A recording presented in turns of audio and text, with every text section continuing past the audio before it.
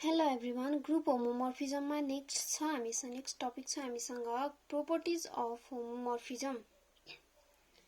Different properties छ, त्यसलाई proof गरेर हामी हेर्छौं। नम्बर 1 छ हामीसँग FE is equal to E dash show गर्नु छ हामीले। जसमा चाहिँ के हो, E भनेको G को लागि आइडेन्टिटी हो and E dash means G dash को लागि आइडेन्टिटी इलिमेन्ट हुन्छ। हामीलाई के थाहा छ भने A of A is equal to A भनेको A को चाहिँ F A भनेको के हो, A को इमेज हो। A G मा बिलोङ गर्छ, F A G ड्याश मा बिलोङ गर्छ। अलरेडी डेफिनेसनमा हामीले हेरेको where AB belongs to G then F A F B belongs to G dash and G को लागि E हो भने F E is equal to के हो, E ड्याश हो भनेर हामीले के गर्नुपर्ने छ, सो गर्नुपर्ने छ। यो चाहिँ E को केसमा E ड्याश। सो हामीले अब के गर्नु पर्यो, if AB belongs to G then F A F B belongs to G dash हामीलाई थाहा छ। And now F A star E dash, F A G dash मा बिलोङ गर्छ, F E ड्याश चाहिँ G ड्याश मा belong गर्छ। हामीले G dash को आइडेन्टिटी इलिमेन्ट G ड्याश कै कुनै इलिमेन्ट सँग अपरेट गर्यो भने त्यसको रिजल्ट F A नै आउँछ। हामीलाई थाहा छ जुन इलिमेन्टले अपरेट गरेको त्यही आउँछ। एन्ड A G को इलिमेन्ट हो, E G को आइडेन्टिटी इलिमेन्ट हो एन्ड A स्टार E गर्यो भने पनि हाम्रो रिजल्ट सेम हुन्छ, हामीलाई थाहा छ। Then F A star E dash equal to हामीले यसलाई होमोमर्फिजम फर्मबाट खोल्दाखेरि स्टार ड्याश F E हुन्छ। As we know F A star F B is equal to F A star dash B और F A F B is equal to F A B। यो हाम्रो homomorphism हो डेफिनेसनमा, so we can write that. And यसबाट हाम्रो के हुने भयो, लेफ्ट क्यान्सलेसन गर्यो भने F A आउट हुन्छ and we can get E dash is equal to F E by left cancellation.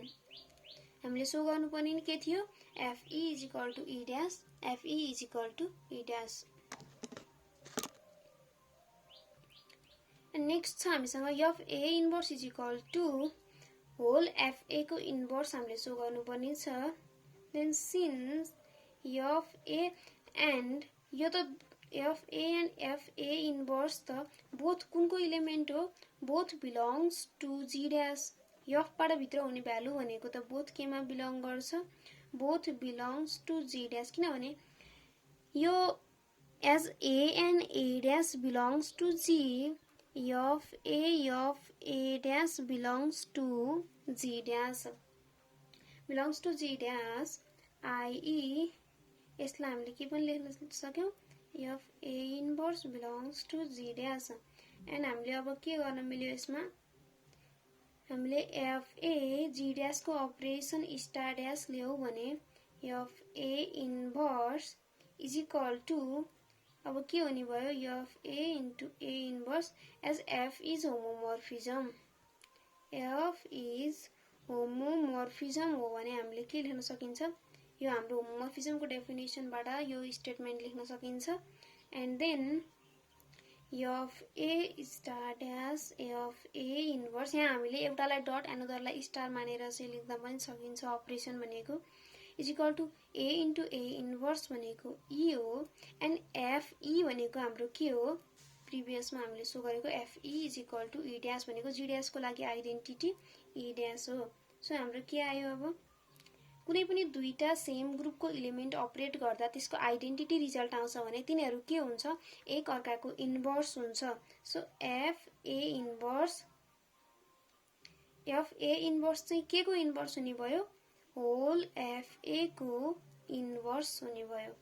That means F A inverse is the inverse of F A by property of यो हाम्रो चाहिँ हो। यहाँ हामीले लेख्न सकिन्छ यो by property of identity element भनेर यहाँ लेख्दा भयो। यो हाम्रो फर्स्ट प्रोपर्टीबाट प्रोपर्टी अफ आइडेन्टिटी इलिमेन्ट हाम्रो यो जुन पार्ट थियो हामीले यहाँ सो गरेको हाम्रो फर्स्ट प्रोपर्टीबाट। हेन्स हामीले सो गर्नुपर्ने कुरा चाहिँ के भयो, भेरिफाई भयो। द नेक्स्ट प्रोपर्टी छ हामीसँग fgn is equal to whole fg to the power n छ। अब हामीले के गर्छौं, here we use induction on n, induction apply गर्छौं, इन्डक्सन अन n। इन्डक्सनमा के भयो हामीसँग, if n is equal to 1 then यो त हाम्रो इजिली हुने भयो। Obviously fg is equal to fg हुने भयो, किनकि 1 1 भनेको त हाम्रो भ्यालु जति एज इट इज नै रहन्छ। सो हामीले सो गर्नुपर्ने कुरा के भयो, n इक्वल टु 1 हुँदाखेरि के हुने भयो, यो भेरिफाई हुने भयो। अब हामीले के गर्छौं, यो greater than 1 and less than 1 को लागि पनि के छ, स्टेटमेन्ट भ्यालिड छ, गिभन स्टेटमेन्ट भनेर हामी सो गर्छौं। Suppose the statement is true for n greater than 1 and less. हामीले के गर्यौं, fgn लेख्यौं। fgn लाई हामी के गर्न सकिन्छ, n माइनस 1 इन्टु g गर्न सकिन्छ नि। यो भनेको हाम्रो रिजल्ट के हुन्छ, यो 1 भयो, हाम्रो 1 1 जाँदा भ्यालु के आउँछ, सेम हुन्छ। सो हामीले यसलाई fg इन्टु n माइनस 1 गर्दिया भने हुन्थ्यो, जे गरे नि भयो, स्टार gn माइनस 1 गरे पनि भयो। एन्ड योबाट हाम्रो भ्यालु के आउने भयो, fg। हामीले यसलाई होमोमर्फिजमबाट खोल्दा fg dash fgn minus 1 gn minus 1 यो चाहिँ हामीले कुन फर्मबाट लेख्यौं भने रिजन दिँदा होमोमर्फिजम। एन्ड अब हामीले सेकेन्ड प्रोपर्टी युज गर्यौं भने fgn माइनस 1 लाई हामी के लेख्न सकिन्छ, fgn minus 1 by second property of होमोमर्फिजम।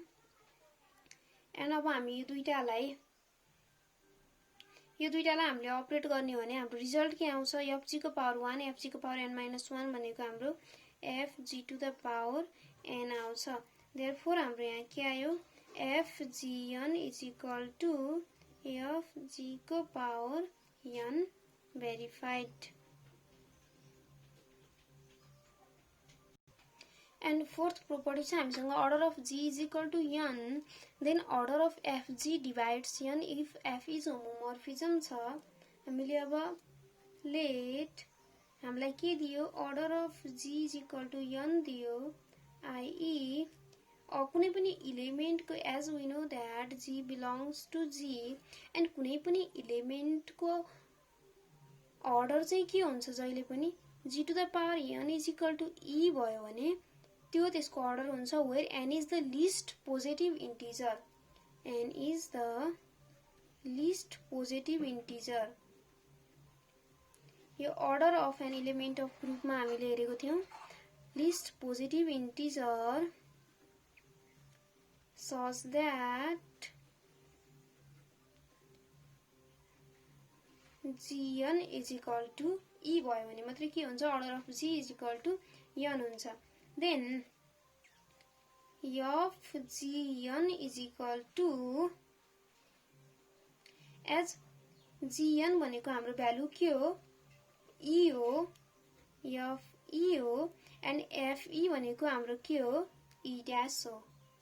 हामीलाई यो के थाहा छ, फर्स्ट प्रोपर्टीबाट थाहा छ, fgn भनेको हामीसँग कसरी एलिमेन्ट हुन्छ, fg गर्दै कति हुन्छ, यो n टाइम्स हुन्छ, is equal to e dash हुने भयो। एन्ड अब हामीले यसलाई होमोमर्फिजमको फर्ममा हामीले खोल्यौं भने fg हुँदै जान्छ, fg यो पनि कति times, n times is equal to e dash. यहाँ हामीसँग एफजी कति टाइम्स भयो, F G n times is equal to E dash हुने भयो। एन्ड सिन्स एज हाम्रो अलरेडी gn मा order of gn is equal to E हुँदा order of g is equal to n थियो भने हाम्रो अब के हुने भयो, fg to the power n is equal to e dash. As we know, e dash is the identity element of g dash. हाम्रो जो नेक्स्ट ग्रुपको आइडेन्टिटी एलिमेन्ट हो। So order of fg is equal to पनि के हुने भयो, n हुने भयो। अनि बोथको अर्डर चाहिँ के आयो, g एन्ड fg को अर्डर सेम आयो। fg यसलाई हामीले अब के पनि लेख्न सक्यौं, order of fg n is equal to order of fg is equal to E dash. अब यो अर्डर हुनको लागि के हुन पर्यो भने अर्डर अफ एफजी हाम्रो के हो, is the least positive integer, least positive integer. So order of FG divide N हाम्रो के भयो, भेरिफाइड भयो। किनकि बोथको भ्यालु चाहिँ के भयो, अर्डर अफ एफजी पनि n नै आयो भनेपछि त्यसले n लाई चाहिँ के गर्यो, डिभाइड गर्यो।